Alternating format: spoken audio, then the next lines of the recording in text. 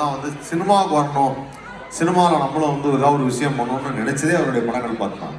இயக்குனர் இமயம் பாரதிராஜா அவர்கள். பட் அவர் என்னன்னா எப்பவுமே வந்து நல்ல தமிழ்ல, அருமையான தமிழ்ல பேசுவார்.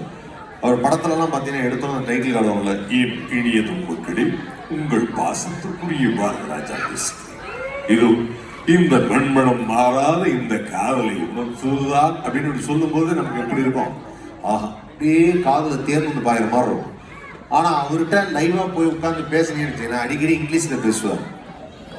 அது அவருக்கும் புரியாது, நமக்கும் புரியாது. அவர் வீட்டுல எனக்கு இந்த மாதிரி ஒரு வாய்ப்பு கிடைச்சது காரணம் என்னன்னா, எங்க மாமியார் வீட்டுக்கு பின்னாடி வீடு வந்து பாரதிராஜ் சார் வீடு. உண்மையான தேனியில நான் வந்து போயிட்டு பொண்ணு பார்க்க போகும்போது போய் பொண்ணு பார்த்துட்டு இருந்தேன். பொண்ணோட ஏதாவது தனியா பேசணும்னா பேசிட்டாங்க அப்படின்னாங்க. நான் மாடியில் நின்று பேசும்போது பாவம் என் ஒய்ஃபுக்கு என்ன சொல்றதுன்னு தெரியல. இது இவங்க வீடு, இது அவங்க வீடுன்னுச்சு. அது யார் வீடு? பாரதிராஜா வீடு. ஓகே அப்படின்னு அவங்க கல்யாணத்துக்கு ஓகேன்னு நினைச்சிட்டாங்க. அப்புறம் எப்போ போனாலும் நேராக போனோம்னா அவர் வீட்டுக்கு போறது, போயிட்டு உட்காந்து அவர்கிட்ட பேசிட்டு இருக்காரு. அவர்கிட்ட பேசும்போது பார்த்தீங்கன்னா என்கிட்ட நான் அவர்கிட்ட ரொம்ப ஆர்வத்தோட கேட்டேன், இந்த பாண்டியன் ஒரு நடிகர்லாம் அவர்லாம் எப்படி நடிகர்? பாண்டியனுடைய கதாபாத்திரம் அந்த நேரத்தில் அவங்க கூப்பிட்டு அந்த இடத்துல அழுந்து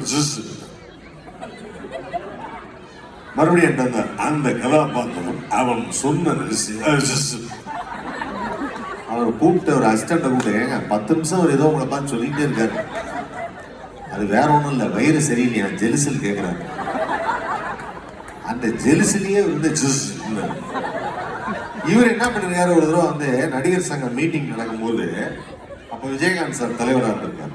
உடனே இவர் ஏன் சின்ன பண்ணியிருக்காரு, விஜயகாந்த் சார் ஏன் சார் இப்போ நீங்க என்ன சொல்றீங்கன்னு தெரியும், உங்களுக்கு எல்லாம் பேட்டா வேணாங்கிறீங்க, உட்காருங்க அப்படின்னு. இது வந்து ஜென்ரலா வந்து இவருடைய இங்கிலீஷ் பேசுற அந்த ஒரு டோன், பாரதிராஜ் சார் இப்படிதான் வந்து லைவா இங்கிலீஷ் பேசுவாருங்கிறது அப்புறம் தான் தெரிஞ்சுக்கிட்டேன். இவருடைய சிஷ்யப்புல ஒருத்தர் இருக்காரு பாக்யராஜ் சார்.